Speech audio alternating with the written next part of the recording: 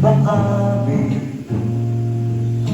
Ikaw ay mahalaga sa akin. Di ko man maisip sa pagtulog ikaw ang panaginip. Malabo man ang aking pag-iisip, sana'y pakinggan mo ang sigaw nitong damdamin.